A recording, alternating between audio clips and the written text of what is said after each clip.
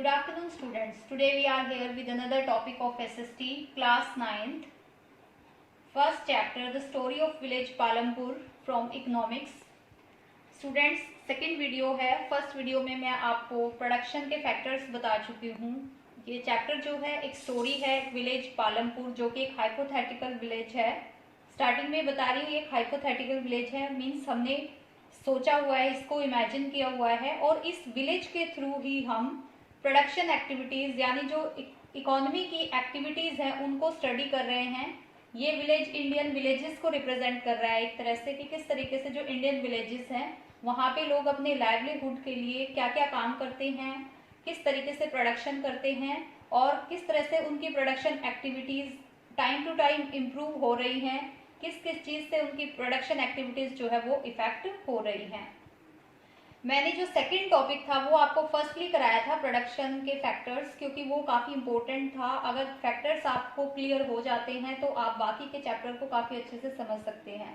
Next हमारा इसमें topic जो आता है वो आता है कि जो पालमपुर विलेज यानी कि जो एक हाइपोथेटिकल विलेज है उसका हम कंपोजिशन पढ़ रहे हैं कि वो कैसे किस तरीके से बना हुआ है, कौन कौन रहता है उसमें, क्या क्या फैसिलिटीज है वहां पर. तो कंपोजिशन में हम सबसे पहले तो देखते हैं कि 1 मार्क्स में कई बार आ जाता है कि पालमपुर विलेज जो है वहाँ के लोगों का मेन ऑक्यूपेशन क्या है, यानी लोग वहाँ किस काम से जुड़े हुए हैं. तो फार्मिंग जो है वो मेन एक्टिविटी है वहाँ की. फार्मिंग जो है वो मेन प्रोडक्शन एक्टिविटी है, यानी कि खेती से ज्यादा लोग वहाँ पे जुड़े हुए हैं. अबाउट 75% लोग जो है वहाँ पे खेती से जुड़े हुए हैं. नेक्स्ट कंपोजिशन में आता है कि जो पालमपुर है वो एक वेल कनेक्टेड विलेज है, मीन्स वो आसपास के जो टाउन्स हैं या जो विलेज हैं वहां से जुड़ा हुआ है, जिनमें कि एक रायगंज से वो जुड़ा हुआ है, रायगंज से जुड़ा हुआ है. दूसरा वो शाहपुर एक कस्बा है वहां पे, उससे जुड़ा हुआ है. उसके बाद जो पालमपुर विलेज है उसमें टोटल 550 फैमिलीज हैं. ये जस्ट एक वहाँ का इंट्रोडक्शन है कि 450 फैमिलीज हैं जो पालमपुर में रहती हैं, जिनमें 80% जो पीपल्स हैं वो अपर कास्ट से जुड़े हुए हैं. और वो लोग जो है वो उनके जो हाउस है वो काफी अच्छे घरों में रहते हैं, एक तरह से large well constructed permanent houses हैं उनके, और उनकी अपनी लैंड है, अपनी जमीन है. यानी कि 80% जो पॉपुलेशन है वो काफी अच्छी फैमिली से बिलोंग करती है. उसके बाद जो 1/3 पार्ट है पॉपुलेशन का वो एससीज यानी कि वो दलित्स हैं. वो एक तरह से लैंडलेस लेबर्स हैं, यानी उनके पास अपनी जमीन नहीं है, और वो लोग डिपेंड हैं जो वहाँ पे अपर कास्ट है उनके वहाँ पे एज ए लेबर वो वर्क करते हैं, उनके खेतों में वो एज ए लेबर काम करते हैं. आगे इसमें हम डिटेल में पढ़ेंगे इसको. और वो मड एंड स्टो से बने हुए घरों में रहते हैं, यानी कि उनके जो हाउस है वो वेल कंस्ट्रक्टेड नहीं है. तो ये एक तरह से कंपोजिशन है वहाँ की पॉपुलेशन का. उसके बाद फैसिलिटीज क्या क्या है. स्टार्टिंग में हम कह चुके हैं कि पालमपुर हाइपोथेटिकल विलेज है, वेल डेवलप्ड विलेज है, तो फैसिलिटीज ऑब्वियस है वहाँ पे होंगी. तो many houses have electric connection, यानी कि इलेक्ट्रिसिटी की फैसिलिटीज वहाँ पे है, अच्छे से इलेक्ट्रिसिटी प्रोवाइड है वहाँ पर. ऑलमोस्ट सभी हाउसेज में इलेक्ट्रिसिटी है. इसके अलावा वाटर फैसिलिटी में वहाँ पे जैसे ट्यूबवेल्स हैं, जिससे कि हम कह सकते हैं कि खेतों के इरिगेशन फैसिलिटीज है, और घरों के लिए जो वाटर फैसिलिटीज है वो भी काफी अच्छे से प्रोवाइड है. इसके अलावा स्मॉल स्केल मैन्युफैक्चरिंग वर्क भी वहाँ पे किए जाते हैं, यानी कि छोटे छोटे काम जो है मैन्युफैक्चरिंग वर्क, एक तरह से स्मॉल इंडस्ट्री भी वहाँ पे स्टैब्लिश है. तो ये वहाँ पर फैसिलिटीज हैं. इसके अलावा हम एजुकेशन और हेल्थ से रिलेटेड पॉइंट भी देखते हैं वहाँ पे कि एजुकेशन और हेल्थ का क्या रोल है. देखो एजुकेशन के मामले में देखें तो वहाँ पे 2 प्राइमरी स्कूल्स हैं, इट मीन्स एजुकेशन काफी अच्छी प्रोवाइड है. इसके अलावा एक हाई स्कूल भी है, और हेल्थ डिस्पेंसरी भी है वहाँ पे, जिसमें कि एक प्राइवेट और गवर्नमेंट हेल्थ डिस्पेंसरी, दोनों तरह की डिस्पेंसरी वहाँ पे अवेलेबल है. तो ये कॉम्पोजिशन हो गया है पूरा पालमपुर विलेज का. आई होप आपको समझ आ गया होगा. इसमें से कई बार 1 मार्क्स में क्वेश्चन पूछ लिए जाते हैं, या 3 मार्क्स में भी एक क्वेश्चन आ जाता है. यहाँ पे जो फैसिलिटीज है उससे रिलेटेड क्वेश्चन कई बार आ जाता है. स्टूडेंट्स, नेक्स्ट टॉपिक हमारा है कि farming in Palampur. Very important topic. इसमें से काफी क्वेश्चन बनते हैं आपके. कंपोजिशन आपको आई होप समझ आ गया है. तो फार्मिंग इन पालमपुर यानी कि क्योंकि मेन ऑक्यूपेशन क्या है, फार्मिंग है. 75% किससे जुड़े हुए हैं लोग वहां से, फार्मिंग से. तो अब फार्मिंग किस तरह की है पालमपुर में, उससे रिलेटेड हम जो पॉइंट है वो सारे क्लियर करते हैं. सबसे पहले है कि फिक्स लैंड, यानी पालमपुर में फिक्स लैंड है. फिक्स लैंड मीन्स क्या होता है कि लैंड जो है वो फिक्स्ड है, उसका एरिया फिक्स्ड है. वो ऐसा नहीं है कि देखो लैंड तो एक तरह से वैसे भी फिक्स नेचुरल रिसोर्स होता है, ये तो है नहीं कि लैंड को हम बढ़ा सकते हैं। हाँ, हम जो वेस्ट लैंड है या अनकल्टिवेटेड लैंड है उसको किसी न किसी तरीके से कल्टिवेटेड लैंड में कन्वर्ट कर सकते हैं, लेकिन जो कल्टिवेटेड लैंड है पालमपुर में वो फिक्स्ड है।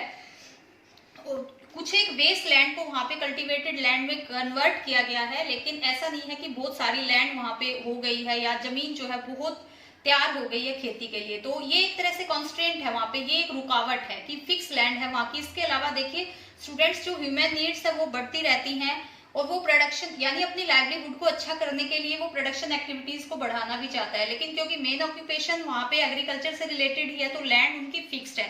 तो ऐसे कौन से तरीके होते हैं कि वो एक फिक्स्ड लैंड से ज्यादा प्रोडक्शन गेन कर सके? तो क्वेश्चन आपका इससे जुड़ जाता है कि पालमपुर में एक फिक्स लैंड है, तो ऐसे कौन से तरीके होंगे कि एक फिक्स लैंड से वो ज्यादा जो प्रोडक्शन है वो गेन करे, क्या तरीके हो सकते हैं? तो इसके ही पॉइंट हमारे आते हैं इसमें। वैसे देखें, अगर हम नॉर्मली अदर विलेजेस से भी इसको जोड़ के देखते हैं तो सबके पास एक जमीन जो है वो फिक्स है, लेकिन उस फिक्स जमीन से लोग कैसे ज्यादा प्रोडक्शन गेन करते हैं? ऐसे कौन से तरीके हैं जिनसे कि वो ज्यादा प्रोडक्शन गेन करते हैं? तो इसमें देखो हमारे फार्मिंग मेथड आ जाते हैं। पहले तो दो पॉइंट जुड़ते हैं कि एक तो ट्रेडिशनल फार्मिंग मेथड होता है और एक मॉडर्न फार्मिंग मेथड होता है। ट्रेडिशनल फार्मिंग मेथड हमारा मोस्टली जो 1960 से पहले का टाइम है उससे जुड़ा हुआ होता है कि हम कैसे खेती करते थे और कैसे प्रोडक्शन जो है वो गेन करते थे। हम सिर्फ अपने जो सेल्फ कंजम्पशन के लिए जो प्रोडक्शन है वो करते थे, बाद में हमने कैसे उसको एक तरह से प्रोडक्शन को इतना इंक्रीज किया कि हम उसे एज ए बिजनेस भी लेने लगे। तो कौन से तरीके हैं जिसकी वजह से पालमपुर में भी अपने जो प्रोडक्शन को बढ़ाया गया है? तो उसमें सबसे पहला जो है वो है मल्टीपल क्रॉपिंग, और ये काफी इंपॉर्टेंट है। 1 मार्क्स में तो इसकी डेफिनेशन पूछ ही ली जाती है। इसके अलावा जो वेज है वो हमेशा 3 मार्क्स में इस चैप्टर से आते हैं। तो मल्टीपल क्रॉपिंग में हम देखते हैं, जैसा कि नाम से पता चल रहा है, मल्टीपल क्रॉपिंग यानी कि एक से ज्यादा क्रॉप का ग्रो होना, एक से ज्यादा क्रॉप का ग्रो होना। तो इसका अगर हम डेफिनेशन देखें तो क्या होता है कि मल्टीपल क्रॉपिंग जो है वो grow more than 1 crop on a piece of land, यानी जमीन के एक ही टुकड़े पर जब हम एक से ज्यादा क्रॉप ग्रो करते हैं ड्यूरिंग द ईयर, एक पूरे साल में एक लैंड पीस से हम ज्यादा क्रॉप गेन करते हैं तो उसको हम मल्टीपल क्रॉपिंग कहते हैं। फॉर एग्जाम्पल, जैसे कि अगर हम आप अपने से इसको कनेक्ट करके देखें तो हमारे यहाँ पे जैसे अभी टाइम चल रहा है वीट की हार्वेस्टिंग का, वीट की हार्वेस्टिंग का टाइम चल रहा है। वीट को जैसे राबी क्रॉप कहा जाता है, राबी क्रॉप कहा जाता है, जो क्रॉप नवंबर दिसंबर में एक तरह से सो की जाती है और इस टाइम में उसको हार्वेस्ट किया जा रहा है।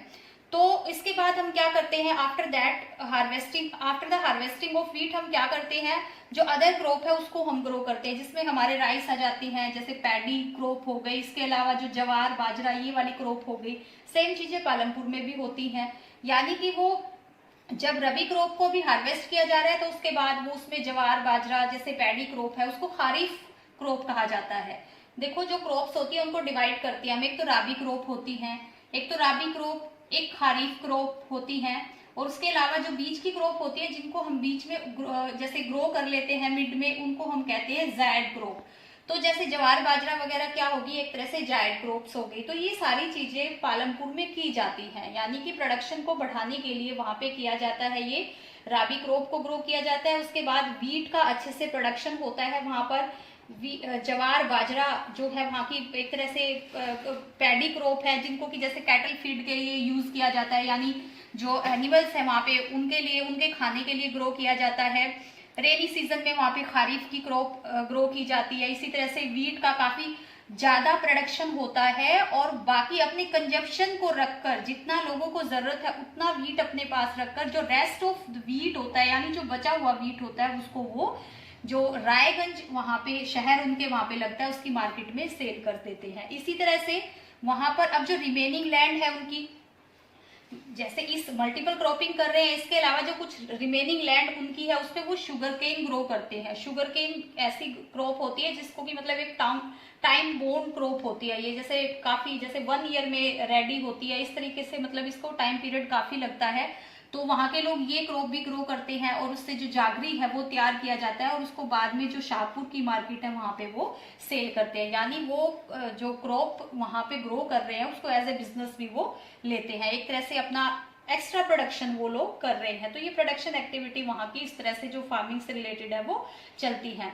सो स्टूडेंट्स, जो मल्टीपल क्रॉपिंग है वो काफी सक्सेसफुली वहाँ की प्रोडक्शन एक्टिविटी को इफेक्ट करता है और एक तरह से वो ज्यादा प्रोडक्शन वहाँ के लोग इससे गेन कर रहे हैं।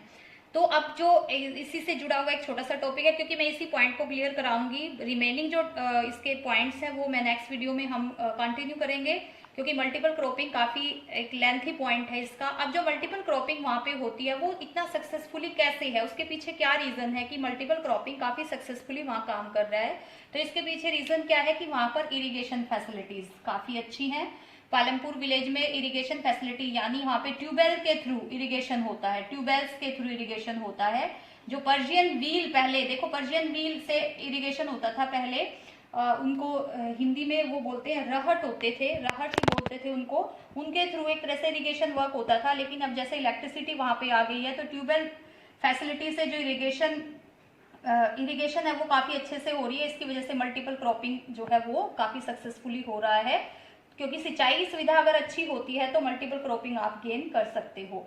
और जो इरिगेशन फैसिलिटी है वो किससे पॉसिबल है, इलेक्ट्रिसिटी से। और इलेक्ट्रिसिटी जो है वो विलेज पालमपुर में काफी घरों में प्रोवाइड हो चुकी है, खेतों में भी इसका काफी अच्छे से यूज किया जाता है।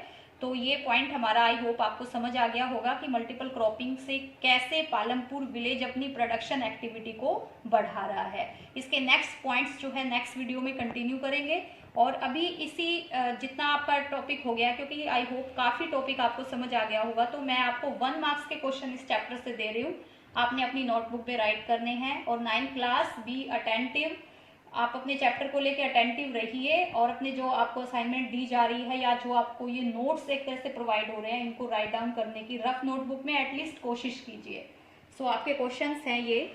सो students, these are your questions, 1 mark questions you have to write in your notebook. Thank you so much.